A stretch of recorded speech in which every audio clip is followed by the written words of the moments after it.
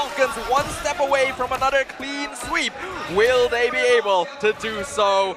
Welcome back, ladies and gentlemen. The long-awaited second game finally underway right here. And already a big difference here, but Goodnight. Goodnight is about to sleep. Look at Goodnight, he's still trying to get that damage, but he goes back in a really strange way. He had to use his flicker, right? Not a bad choice, though. I feel like, yes, it's a very aggressive. Oh, Hulk? Yeah, almost. Almost he's gone. fine. It's not like after a long break, everyone's just eager to get some action. Oh, and now, oh, they do get some action. Hulk is out. Hulk is out. He just signs out. He knows that he's down. That's a first blood for Team Nightmare. That is something that's so dangerous, man. The Guinevere gank potential.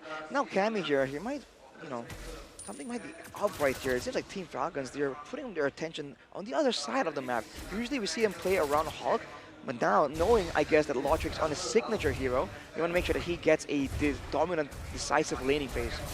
Yeah, it's an understandable concern here, especially considering the stakes. Right now, Team he's trying to jump in, but he jumps in the air in another way. Super saves Lautric. Nice response right there. Being able to outplay that is pretty solid from Lautric there. He definitely sensed that something was coming, dashed away. They don't have enough damage yet to finish off Jasmine, but it's still pretty nice. Yeah, he's getting now some passive, and Hulk is trying to get that kill. He forces Joviana to use his flicker, so he goes back, and he will not be able to use the penalty zone with the flicker at the turtle time. Great play by Hulk there to get engaged when there's no minions around, so Juviana can't really regen from the Festival of Blood that he has. But here's where the draft really makes sense for Nightmare Esports. Can they secure the first turtle and put Leo behind? Well, we'll see right now because the spark is on and there's a... Leo with the second skill tries, and he did secure that turtle. First turtle goes to the side of Team Falcons. Everything's safe, everyone is alive, and things are going a little bit. Yeah, it's tie, right? Yeah, that was not going toward anyone. That was a clean defense there. Super going for the aggressive engage to try and lock down too easy for Lexi before the heavy spin can come out. Allow them to secure the penalty zone. Hulk is trying to escape, and there's so much pressure. Hulk is still alive, but he's just one touch away. One touch away. He manipulates death, and he's back alive for a skill. Oh, flicker here. Here he is with that first skill. Leo is going deep. Leo is going so deep. He wants Juviana, and he gets Juviana. Look at Hulk. Look at Falcons. Look at Falcons. They are flying. Plays all over the map right there, man. On the top, on the bottom, everywhere. A display of mechanics and dominance on the map. What a draft and what a game plan so far, but with that advantage, will they just try and circle around Nightmare Esports and suffocate them? Because they have the tools to do so. Yeah, they definitely do. They do still have to respect somewhat because Jasmine and Juviana, if they're able to get a good engage right now, the net worth difference isn't enough. Oh, he's jumping in the air. He's jumping in the air, and he gets what he wants. Lautric is down. Kami gets that kill. Oh, he just assists, but Team Nightmare seems to fight back. What a gank there. That's the Guinevere ganking potential we've been always hyping up about. That's exactly why Yasu felt that it won't really make an appearance. It's just so dynamic, and it happens so fast, and it actually covers so much more distance compared to a lot of other engage tools. So for now, with the turtle coming up, I think the favor still lies on Team Falcons, but look at this. Jasmine's trying to play it so risky, but he knows what he was about to witness. It was a kill for Team Falcons. Turtle going to be taunted now, pulled over to the Team Falcon side. All 5 players on both teams going to be in the area as Juviana's pulled back. Juviana is in a really bad place. He's alone. He's trapped alone. Leo's trying to dance with that turtle. They are leaving Juviana because they know that the turtle is more important. And Akai goes in. Too easy for Lexi. It is too easy for Lexi. He wins that Retribution battle. Good for him, man. Finally making the Akai pick work in his favor. That was a massive fight, though. Nightmare Esports, they actually dove towards Goodnight and made sure that the Nether Realm can't be used efficiently there. Even with the Black Dragon form used by Hawk, it's still they're unable to actually stave off the aggression and get Goodnight in position for a good turtle fight. That could be the winning condition, the winning strategy they can use again and again. It was a good attempt to zone by Team Falcons, but here we go again. Super wants, he's going in, he wants to take that kill, he's not going down alone. Viana doesn't even go down, but they will punish him, it is inevitable. You have 4 members down, and Falcons take Viana down. A little bit of vengeance there for the previous kill in the mid lane. Hulk going to be defending, but the tier 1 tower does fall on NIGHTMARE Esports, taking advantage of Team Falcon's over-rotation to the bot lane. They're just trading kills, trading objectives. They're just eager to really get some action going on in this game right here. Without a turtle around for another 40 seconds, both teams are just rotating around. But for the most part, if they want to go for this skirmish-heavy playstyle, I think NIGHTMARE Esports can come out on top, man. Team Falcons, they want to be together in order for Leo to take advantage of the movement speed boost from the decimation. That is true, and if Team Falcons are playing too close together, NIGHTMARE Esports, they're just going to look for that opportunity. And speaking of, Lotric is going to a really bad place, but now he sees that Team NIGHTMARE are coming and they want that bot lane turret. He manages to pull up a defense here. I thought they will take the turret easily. They're waiting for the wave right here, and once it does collide, Cammy can just one-tap this turret. But with 3 members defending, can Lexi find the pin? Oh, too easy for Lexi or what? Lotric now being alive, still held alive by Goodnight, but the Black Dragon is here into the land of Dawn. He will cause chaos. He is already causing mayhem, but Viana in the back line holding that Goodnight, wishing him not wishing him a good night. Viana is down, but Leo goes down along with him. It is incredible at the bot lane. I will say that this game, NIGHTMARE Esports' rotations feel a lot cleaner than what we've seen of them previously.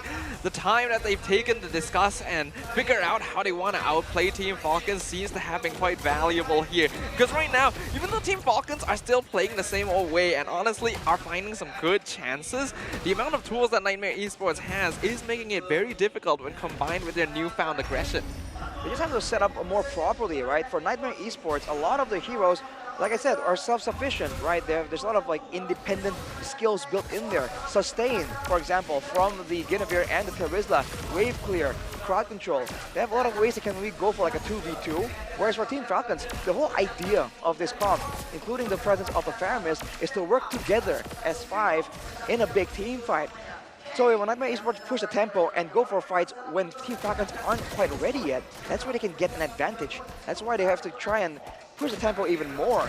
High speed is the name of the game right here for Team NIGHTMARE. Yeah, up until now, NIGHTMARE Esports hasn't really shown a capability to be able to out-tempo a team with the experience of Team Falcons, but they're really demonstrating it here. Looking at the itemization, the marksmen are still pretty even, so the late game for Falcons is still there.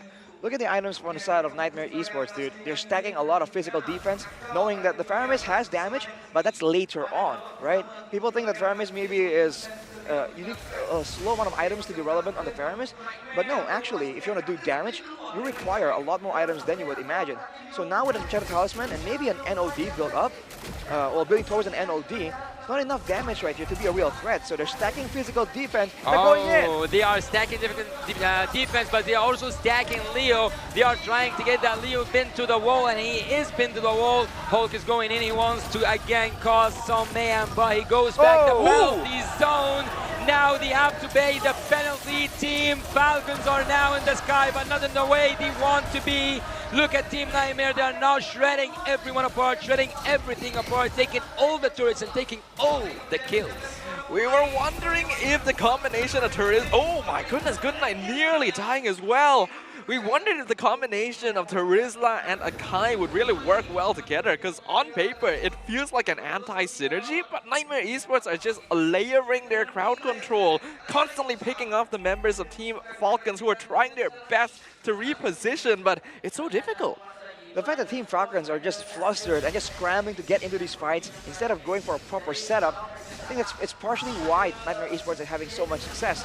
Now again, you can see that NIGHTMARE Esports are in position and 2 members from Team Falcons are just now exiting the base. So for Team Falcons, they gotta slow the tempo down a bit. And if they have to give up a few objectives, I think they should. With a Faramis and with a Beatrix, they can quite reliably clear the waves before NIGHTMARE Esports can siege and take down turrets. Of course, there's the Brody that becomes a problem there. But it's so much better for them to slow the tempo down instead of just going in a more like a 50-50 style, because this really benefits Nightmare Esports. The more aggressive team with the more aggressive skirmish composition. Yeah, I have to agree with you there. Slowing it down would be quite beneficial for Falcons, but they don't have a lot of resources left to be able to trade comfortably against their opponents. And although the net worth difference isn't that big just yet, Nightmare Esports are really putting on the pressure. Oh, they are putting on pressure, and they are now getting Leo away from that Lord, and they already take that Lord, but look at the damage coming from the Juiviana. Good Knight is trying his best to make his team survive, but now they are pinned to the wall. They are pinned to the wall. Too easy for Lexi. It is too easy for Nightmare to take and ace that team fight. Good Knight comes back once again. And Low Trick, where is he going?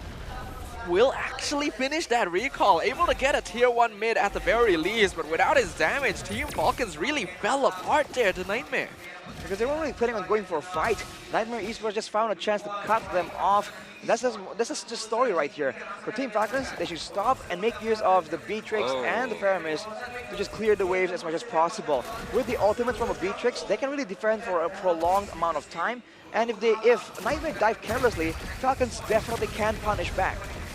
We've already seen it repeated many times in history before. This is going to be a very sensitive timing for Nightmare Esports because a lot of teams are the most comfortable when they are able to play together within their own base. But 12 minutes in, the Lord is going to be crashing down bot tower pretty soon. Yeah, the bot lane, there was a flicker second skill coming from the Guinevere, but she couldn't land it on Low Trick. So I was about to say, we have old spells already, but Team Nightmare seems to lose that spell second skills there, and also second skill from the other side. Leo manages to escape, but the turret doesn't manage to escape the damage coming from that Brody, and Team Nightmare just gets one inhibitor turret with that Lord.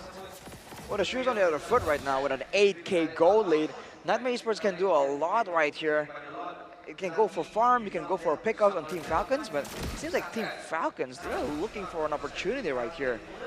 I think they need some more levels on top of gold as well to ensure that their skills do level up and do a lot more for them in these fights. Cammy secures the Rose Gold Meteor here, so once Good Knight has some items, like we see right here, the Lightning Truncheon, Cammy already has a solution for it, so he's building preemptively, which is what you need to be doing against a team that really knows how to play around their power spikes. In fact, looking at the items, Cammy's only one item away from being full build already. So that's a big problem for Team Falcons here, especially when you consider that they don't have all that much defense, just in Teak and the double dominance on their side. It may not be enough here, not to mention only a single Radiant armor against a hero like the Guinevere and Lilia. I guess the Guinevere and Lilia, the Radiant armor will do okay, but you know, after I still want to protect you from the initial big burst. They really layer down all their spells right there. Maybe they can really consider going for a bit more magical defense. But for now, Nightmare Esports are content just taking over the jungle. Now it's going to be a Lord fight. The Lord does more damage right here, so I think for Nightmare Esports, it's a great opportunity, but also a great risk. But once they see Logic on the bottom side of the map, they are definitely going to go and try to at least force Team Falcons to engage them without their marksman. The big question to pose is, what is Team Falcons willing to give up right here? Do they want to give up pressure? Team fight DPS, the Lord, hold on. Oh, hold on indeed, because Leo is pushed away and he is getting melted down by that Lilia. He cannot escape. He cannot escape. He doesn't have that second skill. Lilia is still dealing so much damage. Juiviana comes in and he manages with that penalty zone to take Leo out just before that Lord fight, just before that Lord engage. And good night, good night, good night to you, good night. You're out, but you are back in again. I don't know. Was it like a second until he came back? Faramis passive, very valuable in the situations, but there's no Netherrealm. How can Falcons defend? Oh, Falcons can defend using every weapon that the Beatrix have, but Juiviana too easy for Lexi, lose too much HP than they can afford. Hulk right now is trying to zone Team Nightmare away, and I think that this will be a successful defense. But for how long, though? You can see how much of a problem. So, whoa! So lives. the black shoes just in time. This Lilia is a massive problem to Team Falcons. Hasn't died yet this game. And the amount of damage coming out with only a single Radiant armor is really evident at this point, considering even Leo wasn't able to get away from him. Lord's coming in. The base is naked. Can Falcons survive again? The Lord is even untouched. He's going in with full HP. He's going in while Team Falcons are trying to survive that final push. Penalty zone by Jueviana. Hole goes down and the base is exposed. The base is exposed. Team Nightmare have sent Team Falcons to sleep at this game, and they will have that nightmare. Against all the odds.